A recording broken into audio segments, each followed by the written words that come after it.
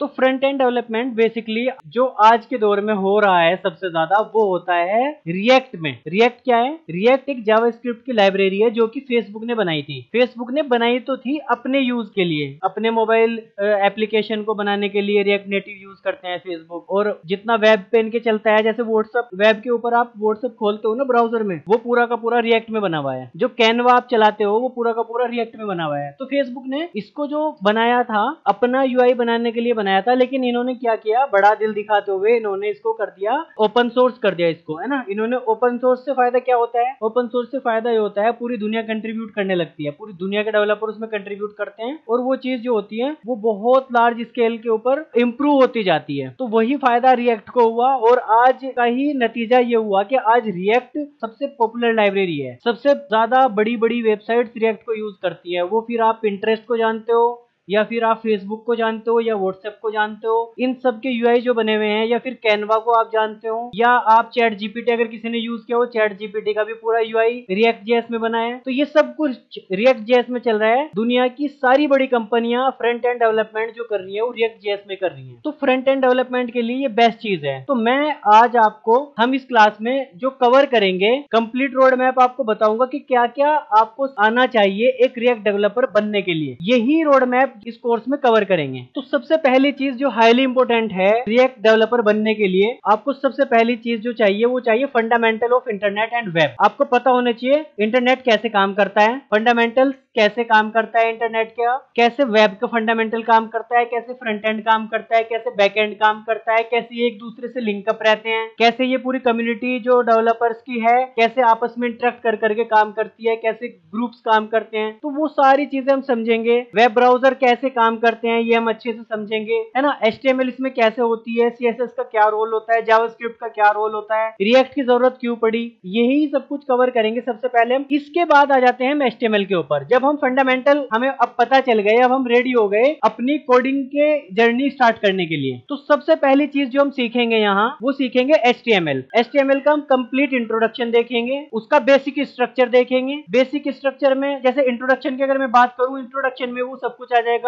HTML कब बनी, क्यों बनी, क्या जरूरत पड़ी, क्या इसका यूज हुआ, पहली बार कहां इस्तेमाल हुई, अब कहां इस्तेमाल होती है, और आगे इस्तेमाल होगी कि नहीं होगी, ये सारी चीजें हम इसमें देख लेंगे ताकि हमें पता चल जाए इसकी इंपोर्टेंस क्या है। उसके बाद हम देखेंगे बेसिक स्ट्रक्चर क्या होता है एक HTML डॉक्यूमेंट का, हेडर पार्ट कैसे काम करता है, उसका बॉडी पार्ट कैसे काम करता है, बॉडी के अंदर कितने सेक्शन हो सकते हैं, जैसे साइड बार होता है, फुटर एक सेक्शन होता है, लेफ्ट बार हो सकते हैं, कहीं कहीं अब मल्टीपल सेक्शन हो सकते हैं उसके अंदर। तो उसमें डायनेमिक पार्ट कैसे काम करता है, उसमें स्टैटिक पार्ट कैसे काम करता है, ये सारी चीजें फिर हम उसमें देखेंगे। उसके टैग्स कैसे काम करते हैं, एलिमेंट्स कैसे काम करते हैं, इसमें एट्रीब्यूट्स क्या चीज होती है, एट्रीब्यूट्स की नीड क्यों पड़ी, टैग्स और एलिमेंट्स के थ्रू ही हमने सारे काम क्यों नहीं कर लिए, ये सब कुछ हम देखेंगे। हेडिंग्स कैसे बनाई जाती हैं, जो आप हेडिंग्स देखते हैं आर्टिकल्स के अंदर लिखी हुई, तो ये हेडिंग्स कैसे काम करती हैं, पैराग्राफ कैसे काम करते हैं, उसके अंदर लिस्ट कैसे काम करते हैं, लिस्ट में भी टाइप्स होते हैं, अनऑर्डर लिस्ट कैसे काम करती है, ऑर्डर लिस्ट कैसे काम करती है, फिर उसमें लिंक्स कैसे काम करते हैं, ये सारी चीजें हम कवर करेंगे। फिर हाईली इंपोर्टेंट चीज है फॉर्म्स। फॉर्म्स को हम कैसे HTML के अंदर यूज करते हैं और इनका क्या रोल है, और क्यों आज तक जब से वेब डेवलपमेंट स्टार्ट हुआ तब से लेके अब तक क्यों यही फॉर्म्स हैं बेसिक, यही क्यों यूज हो रहे हैं, आज उनके साथ क्या ऐसा इंप्रूवमेंट आ गए हैं जो आज यूज हो रहा है, कल क्या यूज होता था, वो सारी चीजें देखेंगे। टेबल्स देखेंगे, फॉर्म्स का एडवांस वर्जन देखेंगे, और बेस्ट प्रैक्टिसेस क्या होती हैं HTML में जो फॉलो करनी चाहिए। असल में होता क्या है, बच्चे बहुत ही लाइटली ले लेते हैं HTML को। ऐसा सोचते हैं अरे 2 घंटे में खत्म करो, हमने एक छोटा सा वीडियो लेक्चर देख लिया यूट्यूब के ऊपर, बस हो गया, हमें HTML आ गई। नहीं नहीं नहीं नहीं, ऐसे नहीं करना है। हर चीज को उसके जो फंडामेंटल्स हैं, उसके बेसिक्स जो हैं, 80% टाइम उन्हीं बेसिक्स के ऊपर झोंकना है ताकि वो स्ट्रॉन्ग हो जाएं, तो एडवांस चीजें भी समझ में आए, नहीं तो समझ में कुछ आता नहीं। जब ये सारे टॉपिक्स कवर हो जाएंगे, इसके बाद फिर हम बनाएंगे एक प्रोजेक्ट, HTML को यूज करके एक प्रॉपर प्रोजेक्ट बनाएंगे, और प्रोजेक्ट बनाएंगे एक स्टैटिक वेबसाइट बनाएंगे HTML को यूज करके। अब वो कोई पर्सनल वेबसाइट हो सकती सकती है, पोर्टफोलियो वेबसाइट हो सकती है, या कोई सर्विसिंग वेबसाइट हो सकती है ना। आप किसी को अपने आसपास, अपने घर के आसपास आप कोई बिजनेस हो सकता है, या आपका अपना कोई बिजनेस हो सकता है, आप चाहें तो उस बिजनेस की एक सिंपल वेबसाइट बना के देखेंगे। बनाएंगे स्टैटिक, डायनेमिक नहीं बनाएंगे। वो क्यों? क्योंकि हम ना बेसिक चीजें करेंगे। होता क्या है, कई बार बच्चे एक कॉम्प्लेक्स प्रॉब्लम पकड़ लेते हैं, फिर वो रिजोल्व होती नहीं उनसे, उन्हें लगता है यार लगता है कोडिंग मेरे लिए तो नहीं है। ऐसा ही होता है। फिर आपको बहुत सारे बच्चे ऐसे सपोर्ट करने वाले मिल जाते हैं, वो कहेंगे हाँ यार मैंने भी ट्राई किया था, मुझसे भी नहीं हुआ, तुझसे भी नहीं होगा, छोड़ो यार ये तो कॉम्प्लेक्स चीज है, कोई छोटी मोटी कोई अलग चीज देख लेते हैं जो हमारे लिए हो। फिर वो कहीं नेटवर्किंग की तरफ भागते हैं, कहीं डेटा साइंस की तरफ भागते हैं, ऐसी चीज ढूंढने में लग जाते हैं जहां कोडिंग ना करनी पड़े। जबकि ऐसा कुछ होता नहीं है। आजकल हर फील्ड में आपको कोडिंग करनी ही पड़ती है जब आप कंप्यूटर साइंस में आ जाते हैं। तो बेसिकली ये बहुत सिंपल इसीलिए मैंने बताया है, और मैं अपने प्लान के हिसाब से ही लेके चलूंगा आपको। स्टैटिक बोला है, सिंपल बोला है, तो बस वही बनाएंगे। अब ये प्रोजेक्ट करने के बाद आपको काफी कॉन्फिडेंस आ जाएगा। सिर्फ एक प्रोजेक्ट नहीं करेंगे, एक तो मिनिमम मैं अपने साथ कराऊंगा, बाकी आप मल्टीपल कर सकते हैं। आप जितना ज्यादा प्रैक्टिस करेंगे, वो है ना कहावत के practice makes a man perfect, आप उतना अच्छा होते जाएंगे। यहाँ आपका HTML हो जाता है खत्म मेरे हिसाब से, है ना। अब आप वो 80% आपकी मतलब आपके फंडामेंटल्स पे आपकी पकड़ हो गई। अब उसके बाद 80% मतलब HTML कवर हो जाता है। उसके बाद 20% आप उसमें खुद ऐड कर सकते हैं एडवांस सीख के, वो अलग बात। बाकी मैं इतना सिखा दूंगा जितना आपको चाहिए, हाईली इंपॉर्टेंट है। बाकी HTML में फिर कुछ बचता नहीं, लगभग कवर ही हो जाता है लगभग सारा वो। उसके बाद आता है CSS। अब CSS क्या होता है? CSS का पूरा इंट्रोडक्शन पढ़ेंगे, है ना। कलर्स कैसे यूज किए जाते हैं, HTML में भी हम कुछ ना कुछ तरह का स्टाइल्स यूज करते हैं, लेकिन सिर्फ वहां से हमारा काम नहीं बनता। फिर स्टाइलिंग के लिए, कंटेंट को खूबसूरत बनाने के लिए, जैसे मैं अगर इसका एग्जांपल दूं, HTML ऐसे होता है जैसे आप एक घर बनाने के लिए उस घर की नींव रखते हैं। सबसे पहले मान लिया आपने बुनियाद भर दी, उसकी नींव डाल दी, उसके बाद आपने कुछ कॉलम खड़े किए, फिर उसके बाद कुछ वॉल्स खड़ी की, फिर उसके ऊपर एक छत डाल दी। ये क्या बन गया? आपका स्ट्रक्चर बन गया पूरा। ये क्या है? यहां तक मान सकते हैं आप HTML। ऐसे ही वेबसाइट का पूरा स्ट्रक्चर खड़ा करते हैं HTML के अंदर। फिर उसके बाद आप क्या करते हैं, अब फिर अपने रियल वर्ल्ड के एग्जांपल आप पर आ जाते हैं। फिर क्या करते हैं आप, उस घर के ऊपर आप प्लास्टर करते हैं, फिर उसके ऊपर पेंट करते हैं, फिर पुट्टी कर, मतलब वो प्लास्टर के ऊपर पुट्टी करते हैं, पेंट करते हैं, वो चमक जाता है बिल्कुल अलग अलग। यहाँ ब्लैक कर दो, यहाँ व्हाइट कलर कर दो, यहाँ रेड कर दो, ऐसे करके अपनी पसंद के आप अच्छे अच्छे पेंट करा देते हैं उसके अंदर। अब वो क्या हो गया, वो चमकने लगा है आपका घर पूरा। ऐसे ही CSS क्या करती है, आपकी वेबसाइट को चमकाने का काम करती है, उसकी फिनिशिंग का काम करती है। कहाँ आपको कौन सा कलर डालना है, आपको किस टेक्स्ट को आपको छोटा कर देना है, किसको बड़ा कर देना है, किस चीज को कैसे इटैलिक कर देना है, उसके फॉन्ट चेंज कर देना है, ये तमाम चीजें आप किससे करते हैं, ये CSS का यूज करके करते हैं। तो इसमें हम यही सब कुछ बताएंगे आपको, इंट्रोडक्शन पढ़ा देंगे इसका। 3 तरह की जो होती है CSS होती है, इनलाइन होती है, इंटरनल होती है, एक्सटर्नल होती है। इन तीनों में डिफरेंस बताएंगे। अच्छा, प्रोफेशनल प्रोजेक्ट्स में सबसे ज्यादा यूज होती है एक्सटर्नल CSS, इसके ऊपर हमारा ज्यादा ध्यान रहेगा, समझ सब कुछ लेंगे हम, है ना। उसके बाद आपको सीखना है CSS के सिलेक्टर्स मतलब आप ना कैसे सिलेक्ट करते हैं एलिमेंट को, उसके ऊपर कोई भी तरह की CSS अप्लाई करते हैं, उसकी प्रॉपर्टीज सीखेंगे, बेसिक स्टाइलिंग सीखेंगे, फ़ॉन्ट्स, कलर्स, बैकग्राउंड्स कैसे चेंज किए जाते हैं, वो सारी चीजें सीखेंगे, है ना। फिर उसका आप लेआउट सीखेंगे, मोडाल सीखेंगे। मोडाल क्या होता है, जो पॉपअप आते हैं आपकी स्क्रीन के ऊपर कुछ क्लिक करने के ऊपर, वो मोडाल कैसे काम करते हैं, फ्लेक्स बॉक्स कैसे काम करता है, ग्रिड सिस्टम कैसे काम करता है ना, ये सब कुछ सीखेंगे। उसके बाद लास्ट में सीखेंगे रिस्पॉन्सिव डिजाइन प्रिंसिपल। ये हाईली इंपॉर्टेंट है। क्यों इंपॉर्टेंट है? आजकल जो वेबसाइट्स बनने लगी हैं उन्हें कहते हैं mobile first website. Mobile first website कौन सी होती है? वो होती है जिन्हें ये ध्यान में रखे बनाया जाए कि वो मोबाइल के ऊपर बहुत अच्छी सी खुले। मान लिया आपने एक वेबसाइट विजिट की अपने डेस्कटॉप के ऊपर कंप्यूटर का इस्तेमाल करके, अब आपके डेस्कटॉप की स्क्रीन तो काफी बड़ी है, उसके ऊपर वो वेबसाइट बेहतरीन चल रही है। फिर सेम वेबसाइट को आप विजिट करते हो अपने मोबाइल फोन से, लेकिन मोबाइल फोन की स्क्रीन बिल्कुल उसके अपोजिट है, इसकी हाइट ज्यादा है, इसकी विड्थ कम है, जबकि उसकी विड्थ कम थी, हाइट है ना, उल्टा हो गया बिल्कुल यहाँ। तो अब भी वो वेबसाइट सिमिलर तरीके से अच्छी दिखे, इस प्रिंसिपल को कहते हैं, इस कॉन्सेप्ट को कहते हैं डिजाइन प्रिंसिपल, है ना। तो आपका डिजाइन अगर पहले से या ध्यान रख के आपने बनाया होगा कि जब मोबाइल के ऊपर खुले तो ऐसी खुले हमारी वेबसाइट, जब डेस्कटॉप के ऊपर खुले तो ऐसी खुले, टैबलेट के ऊपर कोई विजिट करता है हमारी वेबसाइट पे तो वो ऐसी दिखे। आपने पहले ही सारी चीजें ध्यान में रख के वेबसाइट को डिजाइन किया होगा तो आपकी वेबसाइट हर जगह अच्छी दिखेगी। इस तरह की वेबसाइट को कहते हैं रिस्पॉन्सिव वेबसाइट, यानी ये डिवाइस इंडिपेंडेंट है, किसी भी डिवाइस के ऊपर खोलो ये अच्छी खुलती है, आपने ध्यान में रख के बनाई है। समझ रहे हैं मेरी बात? हाँ, तो जब ये आप सारी चीजें सीख लेते हैं, अब आप इस लायक हो जाते हैं कि आपको अब फिर से आप प्रोजेक्ट करेंगे। क्या प्रोजेक्ट करेंगे? जो हमने वेबसाइट अपनी वहां कलर करने तक छोड़, उसके क्या कहते हैं HTML में बनाकर छोड़ छोड़ दी थी, अब उसके ऊपर सारी तरह के कलर्स करेंगे, सारी फिनिशिंग करेंगे, उसे रिस्पॉन्सिव बनाएंगे, सारे काम करेंगे उसके ऊपर, सारी स्टाइलिंग करेंगे हम उसी HTML वाली वेबसाइट के ऊपर। उसी सेम प्रोजेक्ट को हम आगे बढ़ा देंगे। बाकी और प्रोजेक्ट भी आप बना सकते हैं। HTML और CSS में आपको महारत हो गई सपोज यहां तक, आप और हो ही जाएगी डेफिनेटली अगर आपने वो सारी चीजें अच्छे से फॉलो कर ली जो मैं आपको बताऊंगा, क्योंकि ये मेरे 10 साल का एक्सपीरियंस है। ये ऐसे नहीं है कि किसी ने एक ट्यूटोरियल पढ़ी और वो आगे आपको पढ़ा दिया। मैंने 10 साल से काम कर रहा हूं, ये मेरे 10 साल का निचोड़ दूंगा मैं आप लोगों को, तो ताकि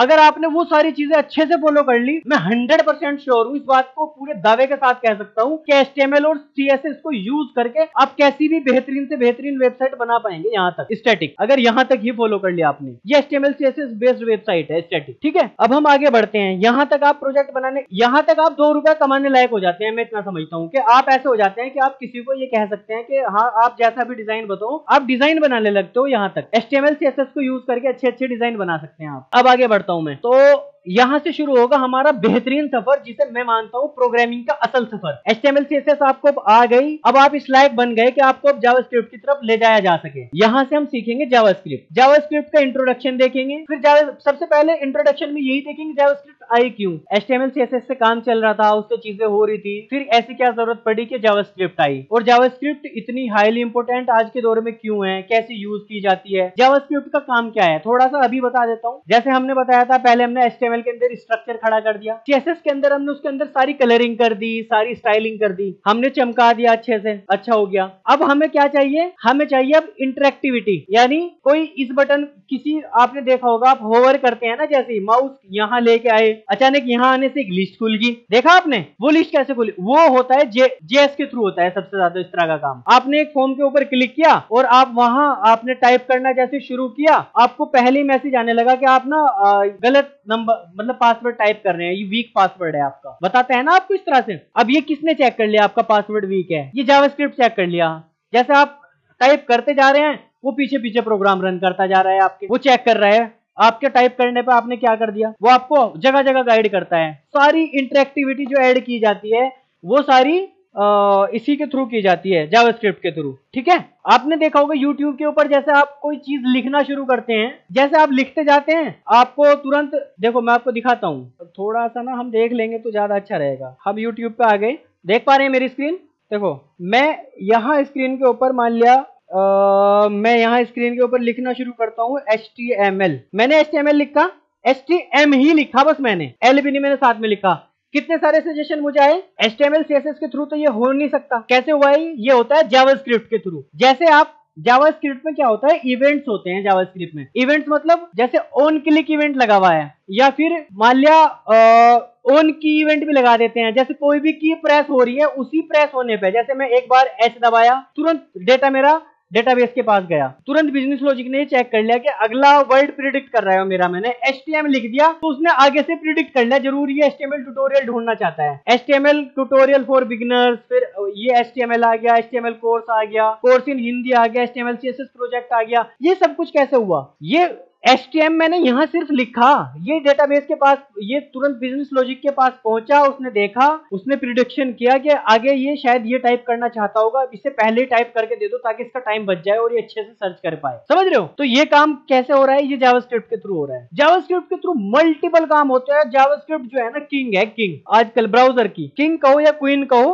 what ever you want to say, लेकिन वाकई कमाल की चीज है। मैं फैन हूं, I am a big fan of JavaScript, है ना। तो सी लैंग्वेज के बाद अगर मैं किसी लैंग्वेज का फैन हुआ तो वो जावास्क्रिप्ट है। जावास्क्रिप्ट मेरे लिए ऐसे है जैसे अपने भाई बहन होते हैं, है ना, इतनी मतलब मेरी उससे जान पहचान है, और मुझे लगता है आपको भी इतनी ही जान पहचान करनी पड़ेगी तभी बात बनेगी। तो फिर आप इसमें क्या पढ़ेंगे, वेरिएबल्स पढ़ेंगे, इसमें डेटा टाइप्स पढ़ेंगे, इसमें ऑपरेटर्स पढ़ेंगे, इसमें आप कहेंगे ये सब कुछ तो हमने C और C++ में पढ़ा है। नहीं, लेकिन वहां जो आपने पढ़ा है वो काफी अलग था, वो बहुत ज्यादा बेसिक लेवल भी था और एक तरह से वो डिफरेंट था, बस बेसिक भी नहीं कह सकते। यहाँ काफी एडवांस लेवल है चीजें, ये हाई लेवल लैंग्वेज है असल में, वो मिडिल लेवल लैंग्वेज में आती है C और C++, लो लेवल और मिडिल लेवल में। यहाँ वेरिएबल्स को आप बहुत ध्यान से पढ़ेंगे, डेटा टाइप्स को बहुत ध्यान से पढ़ेंगे, क्योंकि यहाँ बहुत सारे कॉन्सेप्ट बिल्कुल बदल जाएंगे जो आपने पढ़ा है। कंट्रोल फ्लो लगभग सेम चलता है वैसा ही, कंडीशन फ्लो चलेगा लेकिन सिंटेक्स थोड़ा बहुत चेंज होगा, ये सारी चीजें होंगी। फिर आप फंक्शंस पढ़ेंगे, स्कोप्स पढ़ेंगे, पढ़ेंगे, एरेज, ऑब्जेक्ट, है ना, ये सब कुछ पढ़ेंगे।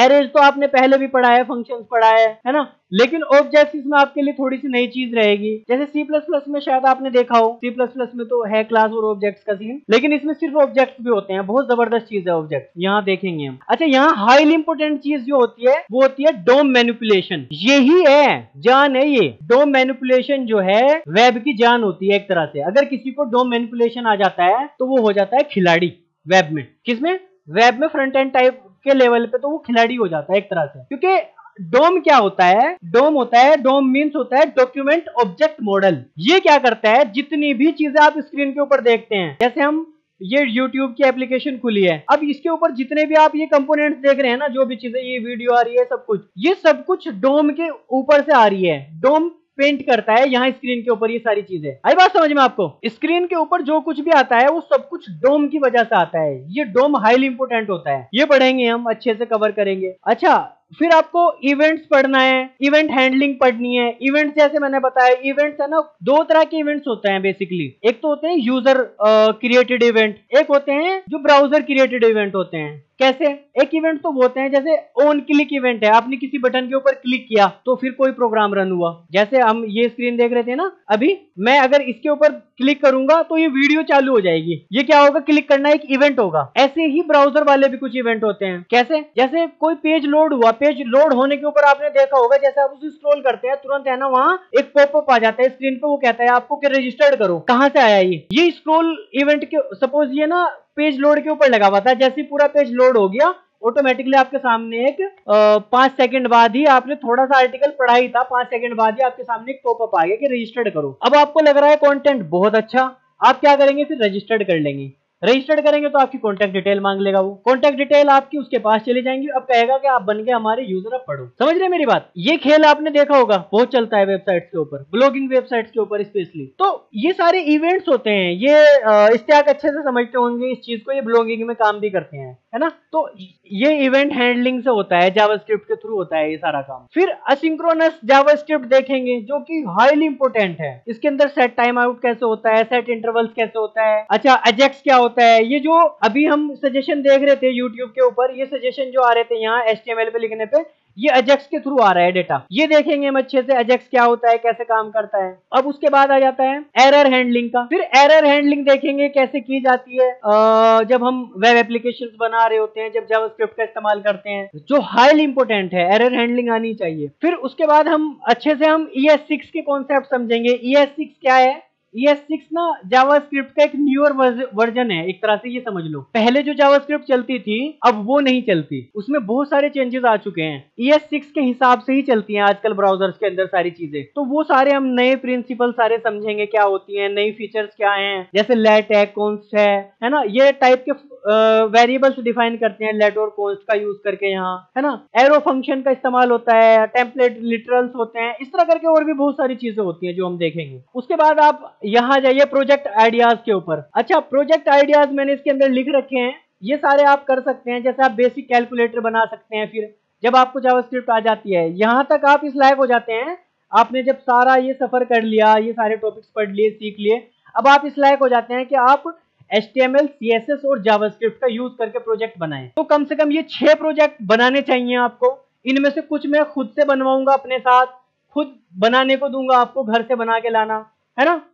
तो उसमें ये एक तरह से प्रोजेक्ट ऐसे होंगे, एक कैलकुलेटर बनाएंगे, एक सिंपल टू डू लिस्ट बनाएंगे, फिर इंटरेक्टिव क्विज सिस्टम बनाएंगे जो साथ के साथ मान लिया 20 क्वेश्चन पूछ रहे हो तुम, फिर यूजर के सामने लास्ट में रिजल्ट शो हो रहा है कि ये हो रहा है, ये सब कुछ। तो वेदर का आप ऐप बना सकते हैं जो मौसम की जानकारी देता हो, कल को मौसम कैसा रहेगा, APIs को कॉल करके ये बन सकता है, वो मैं बताऊंगा आपको कौन सी। ये इंटरनेट के ऊपर फ्री अवेलेबल APIs हैं जिनका यूज करके वेदर ऐप बनाए जा सकते हैं। इमेज स्लाइडर बना सकते हैं, रैंडम कोड सिस्टम बना सकते हैं जो रैंडमली कोड जनरेट करके दे, है ना। मान लिया वो अच्छे अच्छे कोड जनरेट करके देता है कोई, तो इस तरह के मल्टीपल प्रोजेक्ट्स बना सकते हैं। बाकी आपको जो आइडियाज आएंगे आप वो भी बना सकते हैं। यहाँ तक आप इन तीनों चीजों को यूज करके, HTML, CSS और जावास्क्रिप्ट को यूज करके प्रोजेक्ट बनाने लायक हो जाते हैं। ठीक है, अब यहाँ से शुरू होता है, जब आप इतना सीख जाते हैं, अब बन जाते हैं आप यहाँ तक जावास्क्रिप्ट तक आपको थोड़ा थोड़ा पता चल गया, आपको बेसिक प्रोजेक्ट बनाने आ गया। अब यहाँ से शुरू होता है आपका रिएक्ट का सफर। अब यहाँ आप इस लायक हुए कि अब आपको रिएक्ट बताया जा सके। जब इतना सीख जाएंगे आप, अब आपको HTML भी आ गया, CSS आ गया, अब आपको जावास्क्रिप्ट भी आपको पता चल गया क्या होता है, कैसे काम उसमें होता है, आपने कुछ प्रोजेक्ट भी कर लिए, तो अब आपका रिएक्ट का सफर शुरू होगा। फिर रिएक्ट का इंट्रोडक्शन पढ़ेंगे हम, रिएक्ट क्यों आया, उसका इकोसिस्टम कैसे काम करता है ना।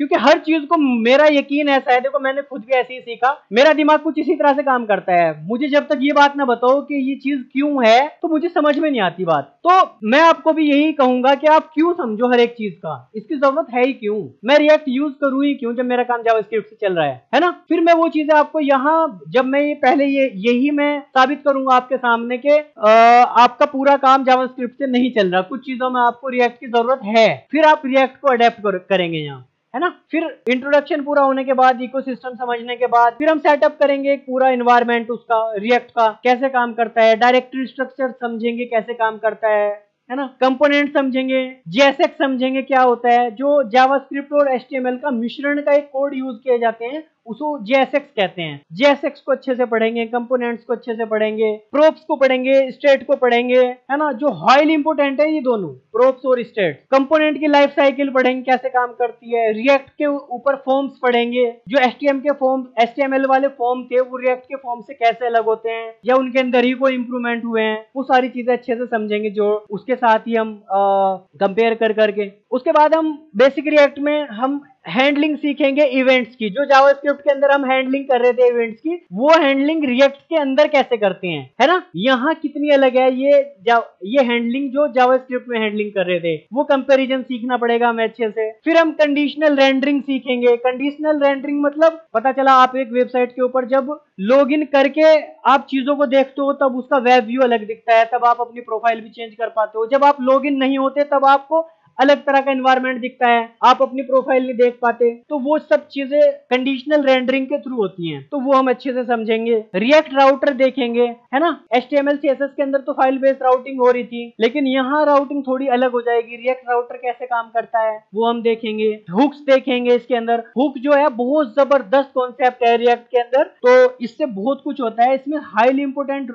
हुक दो मानी जाती है, मतलब हाईली पॉपुलर है ये, इंपोर्टेंट तो और भी है, जैसे यूज स्टेट हुक और यूज इफेक्ट हुक, बहुत ज्यादा पॉपुलर हुक मानी जाती हैं, तो ये देखेंगे हम अच्छे से। तो उसके बाद हम इस लेवल के हो जाते हैं कि अब हम थोड़े से ना प्रोजेक्ट बना सकते हैं। फिर हम कुछ 4 मैंने प्रोजेक्ट के आइडियाज रखे हैं यहाँ पे, जैसे एक तो सिंपल टू डू लिस्ट बनाएंगे रिएक्ट का यूज करके, एक रेसिपी ऐप बनाएंगे, है ना, अलग अलग तरह की रेसिपीज जिसके अंदर हम डिफाइन कर पाए, बना पाए। एक मूवी सर्च ऐप बनाएंगे कि एक मूवीज की लाइब्रेरी है बड़ी सी, लोग उसमें सर्च कर पाए अपनी पसंद की मूवी का सर्च सिस्टम कैसे काम करेगा रिएक्ट के अंदर। एक कोई ना कोई मेमोरी गेम बनाएंगे जिसमें हम कुछ याद करना सिखा रहे हो बच्चों को, इस तरह का कोई मेमोरी गेम, या किसी के पास कोई और गेम का आइडियाज होंगे तो वो दे सकते हैं, वो गेम बनाएंगे रिएक्ट के अंदर ये यूज करके। तकरीबन 4-5 प्रोजेक्ट करेंगे यहाँ, जिससे इस लायक हो जाए कि काम कर पाए आगे। यहां तक हमारा फिर कंप्लीट हो जाता है रिएक्ट का बेसिक कंप्लीट हुआ है अभी। अब और आगे चलते हैं, यहां से शुरू करेंगे फिर इंटरमीडिएट। मैंने रिएक्ट को 3 पार्ट में बांटा है असल में, ये बेसिक टॉपिक थे जो मैंने पीछे कवर कराए।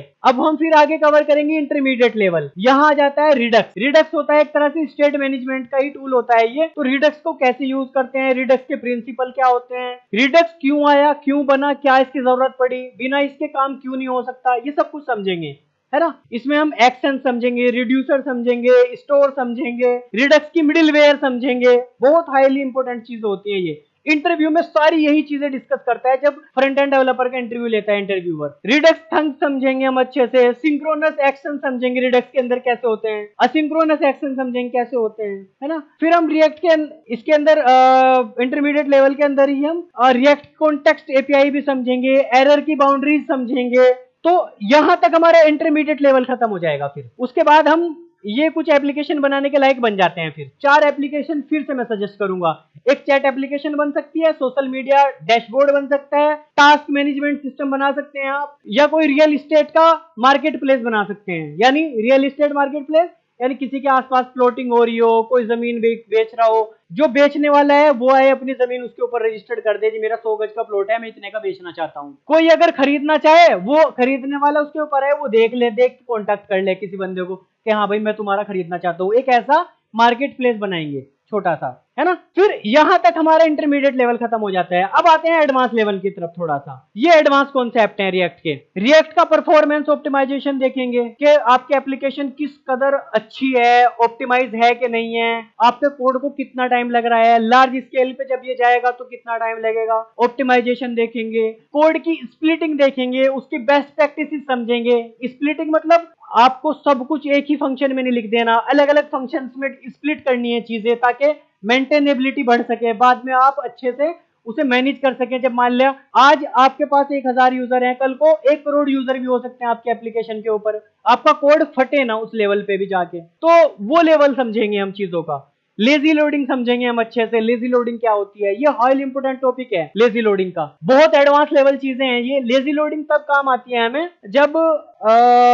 जब हमें ऐसा लगता है कि हमारा डेटा बहुत ज्यादा है, लोड होने में टाइम लगेगा, हम प्रिडिक्शन बेस पहले ही लोड करना शुरू कर देते हैं। हमें पता होता है कि यूजर इस पेज के बाद इस पेज पे क्लिक करने वाला है, हम पहले उस पेज को लोड करके रखते हैं ब्राउजर में। उसे ऐसा लगता है जैसे हम ये तुरंत आ गया, लेकिन हम उस पेज को पहले से ही ऐसी इंजीनियरिंग कर देते हैं कि वो प्रिडिक्शन बेस पे पहले आता रहता है। तो ये चीजें समझेंगे, है ना। सर्वर साइड रेंडरिंग समझेंगे हम, क्लाइंट साइड रेंडरिंग समझेंगे कैसे होती है ना। SSR CSR कहते हैं इनको, ठीक है। स्टैटिक साइड जनरेशन क्या होता है वो अच्छे से समझेंगे हम। फिर रियल टाइम कोलैबोरेशन के टूल बना सकते हैं। कुछ प्रोजेक्ट आइडियाज मैंने रखे हैं, जब आप यहां तक कवर कर लेते हैं, आपको SSR बहुत हाईली इंपॉर्टेंट चीज है यहाँ।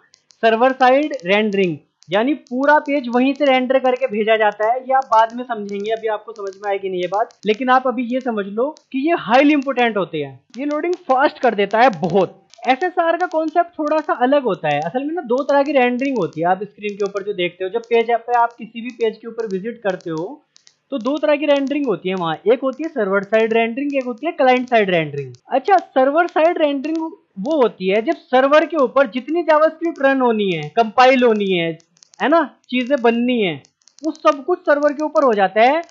वेब पेज के ऊपर लोड करके सीधी HTML और CSS फेंकी जाती है बस, और वो ऐसा लगता है वो हवा में हो गया हो जैसे, काम एकदम लोड होती है वो। ये होती है सर्वर साइड रेंडरिंग।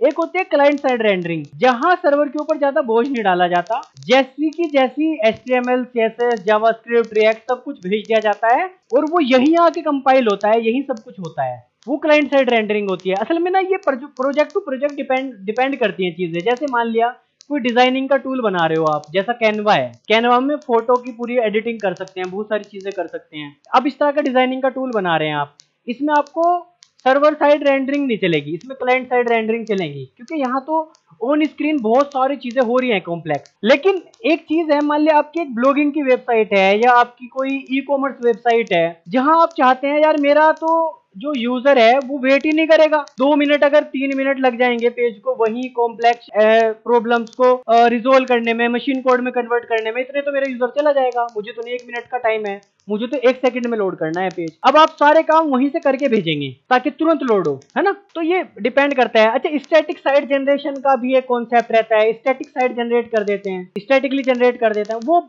ये सारी चीजें बहुत एडवांस लेवल है ना, ये समझेंगे। असल में आप पूरा YouTube छान मारो, सारे कोर्स छान मारो, मैं दावे से कह सकता हूं इतने टॉपिक कोई माई का लाल कवर नहीं कर सकता, क्योंकि पता ही नहीं है और कवर करने का टाइम भी नहीं है ना। अगर जिन्हें पता है उनके पास टाइम नहीं है, और जिनके पास टाइम है उन्हें पता नहीं है। सिंपल यही चल रहा है। तो अच्छा, फिर आप ये ऐसे बन जाते हो, ये अगर आपने यहां तक कवर कर ली चीजें, तो आप ये प्रोजेक्ट बनाने लायक बन जाते हो। आप रियल टाइम कोलैबोरेशन टूल बना सकते हैं, समझते हैं। जैसे एक्सेल है, आपने देखा है एक्सेल काम कर रहा है, आपने गूगल शीट के ऊपर काम करके देखा है। गूगल शीट के ऊपर एक ही टाइम पे 4-5 लोग भी काम कर सकते हैं, सेम ही गूगल शीट के ऊपर। आप उसे कहते हैं रियल टाइम कोलैबोरेशन टूल, यानी एक सॉफ्टवेयर के ऊपर 10 लोग एक साथ काम कर रहे हैं, सबका काम एक दूसरे को दिख रहा है। जैसे आपने गेम खेला होगा, पबजी चल रहा है, पबजी में क्या होता है, इधर से वो बोल रहा है, इधर से गोली मार रहा है, दूसरे को भी दिख रहा है, सारी चीजें हो रही है। क्या है, रियल टाइम कोलैबोरेशन हो रहा है। आप ये लेवल का काम करने के काबिल हो जाएंगे अगर आप इतना समझ लेते हैं जितना मैंने पीछे बताया इस रोड मैप में। फिर आप AI पावर्ड चैटबॉट बनाने के लायक हो जाए, जैसे चैट GPT चल रहा है, जैसे इस तरह की आप एप्लीकेशन बना सकते हैं। उसमें ओपन API, जो ओपन AI है उसने अपनी APIs दी हैं, उनकी APIs का यूज करके आप इस तरह के चैटबॉट्स बना सकते हैं। आप स्टॉक के ट्रेडिंग प्लेटफॉर्म बना सकते हैं, जिसमें हाईली बहुत बड़ा बड़ा डेटा सेट होते हैं, उनके चार्ट्स दिख रहे हैं, वो तमाम चार्ट्स, ये सारी चीजें बनाने के लायक हो जाते हो आप, इतना समझ जाएंगे आप चीजों को। तो इस तरह के आप मैंने 3 प्रोजेक्ट आइडियाज लिखे हैं, आप और ज्यादा कर सकते हैं, है ना। तो उसके बाद यही नहीं रुकती, देखो यहां तक खत्म होता है। देखो मैंने जो ये बनाया है ना रोड मैप, ये बहुत एडवांस लेवल है। मैं इसमें से मेरी कोशिश असल में ये है कि जब इंटरव्यू के लिए बच्चे बैठे तो कोई एक सिंगल चीज ऐसी ना हो जो यूं कह दे आके कि सर आपने ये तो बताया ही नहीं, ये बात उसने कैसे पूछी। इसके बाहर कोई इंटरव्यूअर नहीं जा सकता, ना कोई बात जा सकता, है ना। आज भाई मैं नहीं जानता अब से 2 साल बाद क्या होगा, क्योंकि टेक्नोलॉजी बहुत तेजी से जा रही है, लेकिन आज का मैं जानता हूं पूरा। आज अगर आप किसी भी इंटरव्यू में बैठेंगे या इस चीजों को ले लेंगे, आज नहीं कम से कम 5 साल रिलेवेंट रहने वाली हैं चीजें, उसके बाद चीजें बदलेंगी बहुत तेजी से। तो इस तरह से देख रहे हैं चीजों को। खैर आगे बढ़ते हैं। तो यहां तक क्या निपटा, यहां तक हमने रिएक्ट को निपटा लिया ठीक से। अब यहां से शुरू होगी टेस्टिंग, क्योंकि टेस्टिंग ना बहुत इंपॉर्टेंट चीज होती है। टेस्टिंग में होता क्या है, टेस्टिंग में बस इतना नहीं होता कि आप ये समझ लो कि एक टेस्टर बैठा है और वो आपके कोड को मतलब किसी भी आपके जो भी आपने फंक्शनैलिटी बनाई है उसे चेक करता है, कमेंट लिखता है, आपको भेज देता है। ये लेवल की टेस्टिंग अलग चीज है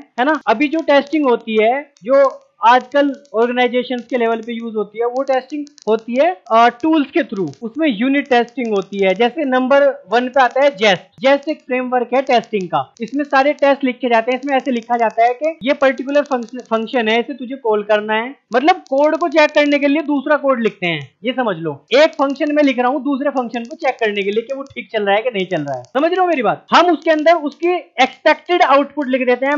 मान लिया एक फंक्शन है हमारा, सम करने का फंक्शन है, वो क्या करता है, हमें सम करके देता है। जब उसे हम कोई एक 2 नंबर पास करते हैं या 3 नंबर पास करते हैं, वो हमें उसका सम देता है। तो मान लिया हमने 5 + 6 11 होता है, तो हमने एक फंक्शन लिखा 5 + 6, उसके अंदर भाई तुझे पास करना है। अगर उसका आउटपुट जो है इस फंक्शन का अगर 11 हुआ तो कह देना कि इसने काम ठीक किया है। अगर इसने 11 ना दिया तो स्क्रीन पे पॉपअप दे देना कि इसने काम गलत किया है। ठीक हो गया। तो हम इस काम के लिए भी फंक्शन लिख देते हैं। तो हमने जितने अपने पता चला फंक्शन लिखे, हमने पता चला 200 फंक्शन लिखे, तो 200 फंक्शन को टेस्ट करने के लिए हमने अलग कोड लिख दिया। अब हमारा काम बहुत आसान हो गया। अब उन 200 फंक्शन को चेक करने के लिए बहुत टाइम लगता। अब डेवलपर ने खुद ही टेस्ट केसेस लिख के दे दिए और अब क्या होगा, फटाफट टेस्टिंग हो जाएगी। समझ रहे हो मेरी बात। तो वो टेस्टिंग जो करते हैं जेस्ट के थ्रू करते हैं और एंजाइम के थ्रू करते हैं। ये दोनों चीजें अगर आप सीख लेते हो टेस्टिंग में आप निपुण हो जाते हो, है ना। जेस्ट भी अगर इनमें से आ जाता है तुमसे, तो आप मतलब इस लायक हो जाते हो कि कोई कंपनी आपको काम पे रख ले, है ना। चलिए अब हाईली इंपोर्टेंट चीज जो मैं अपनी तरफ से ऐड कर रहा हूं इसमें, और वो है डीबगिंग। रिएक्ट के अंदर डीबगिंग काफी इंपॉर्टेंट मानी जाती है, क्योंकि बहुत छोटी चीज है नहीं, है ना। बहुत मुश्किल चीज है वो। जब आप एडवांस लेवल चीजें समझने लगते हैं तब अच्छे से कर पाते हैं। तो उसमें रिएक्ट डेवलपर टूल कैसे काम करता है आपको ये देखना है। कंसोल लॉगिंग कैसे काम करती है वो देखनी है। एरर बाउंड्रीज कैसे काम कर रही है आपको वो देखना है। तो ये सारी चीजें सीख लेंगे अगर आप, तो आपको डीबगिंग भी आ जाएगी फिर, है ना। अब चीजें यही नहीं रुकती। टेस्टिंग हो गया, डीबगिंग हो गया, रिएक्ट हो गया, HTML हो गया, CSS हो गया, जावास्क्रिप्ट हो गया, ये सब कुछ सीख लिया आपने। लेकिन अब आपको चाहिए एक वर्जन कंट्रोल सिस्टम। अब सॉफ्टवेयर बना रहे हैं उसके वर्जन भी बदलेंगे, है ना। क्योंकि आपने आज एक वर्जन बनाया है, आपने देखा होगा एप्लीकेशन के दूसरे वर्जन भी आते हैं। अब उस वर्जन को मैनेज करने के लिए भी कुछ चाहिए। अब आप ये एक तरीका तो यह है जो पहले लोग करते थे, आपने एक फोल्डर बनाया, उस फोल्डर का नाम रखा। मान लिया आपका जो ऐप था वो वेदर ऐप था, आपने वेदर ऐप रख दिया उसका नाम पहली बार में। अगली बार में आपने उसके अंदर कुछ इंप्रूवमेंट लिख करे, फिर आपने उस फोल्डर का नाम बदल के कर दिया वेदर ऐप 1, फिर आपने कर दिया वेदर ऐप 2। समझ रहे हो, ये नहीं चलता। ये जो है ये बच्चों वाली हरकतें हैं, ऐसे नहीं होती यहाँ काम, है ना। यहाँ कैसे होता है, यहाँ जब कोई चीज आप नई ऐड करते हैं तो वो प्रॉपर हर एक लाइन का हिसाब रखा जाता है, आपने कौन सी लाइन नई ऐड की है। वो हिसाब रखना ऐसे बहुत मुश्किल काम है। एक लाइन डिलीट करनी पड़ेगी, दूसरी लाइन उसकी जगह ऐड करनी पड़ेगी। तो ये सारी चीजें करने के लिए, क्योंकि कुछ ना कुछ बग्स भी होंगे, कुछ ना कुछ फ्लोज रह जाएंगे, फिर आपका इंप्रूव कर करके उसे दूसरा। आपने जब पहले शुरू में आप यूट्यूब चलाते होंगे तब बिल्कुल अलग था यूट्यूब, और आज का यूट्यूब देखो कितना अलग है। जब आप फेसबुक शुरू में मैंने 2012 में चलाना शुरू किया था फेसबुक, है ना, जब मैं शायद अपनी 11th क्लास में था। तो उस टाइम के फेसबुक में और आज के फेसबुक में जमीन आसमान का फर्क है। तो ये सब कुछ वो मैनेज जो करते हैं वो वर्जन कंट्रोल सिस्टम के थ्रू करते हैं। वर्जन कंट्रोलिंग होती है गिट के थ्रू। ये एक बहुत बेहतरीन टूल है ना। तो मैं आपको, और गिट एक टूल है, गिट हब दूसरा टूल है। गिट हब के ऊपर कोड रखा जाता है, यहाँ रिपोजिटरी होती है। आपको ये सब कुछ समझना पड़ेगा। गिट का यूज करना, गिट को सेटअप करना सिखाऊंगा मैं, उसके सेटिंग कैसे करते हैं, उसकी गिट की कमांड्स कैसे यूज करते हैं, उसके अंदर ब्रांचेस होती हैं, उनके साथ कैसे काम करते हैं। तो ये पूरा इकोसिस्टम है वर्जनिंग का। तो इसमें अपने कोड का वर्जन कैसे आपको कंट्रोल करना है, कैसे आप अपनी रिपोजिटरी, क्योंकि जब आप इंटरव्यू देने जाते हैं तो आपसे पूछता है कि आपका गिटहब का अकाउंट है, आपने जो कोड लिखे वो गिटहब के ऊपर पड़े हैं, हम देखना चाहते हैं। तो आपका जो पोर्टफोलियो आजकल बनाने का जो चल रहा है वो गिटहब के ऊपर चल रहा है, तो गिटहब के ऊपर रखते हैं अपने कोड को। तो अगर आपको ये आता होगा तभी आप करेंगे। तो ये वर्जनिंग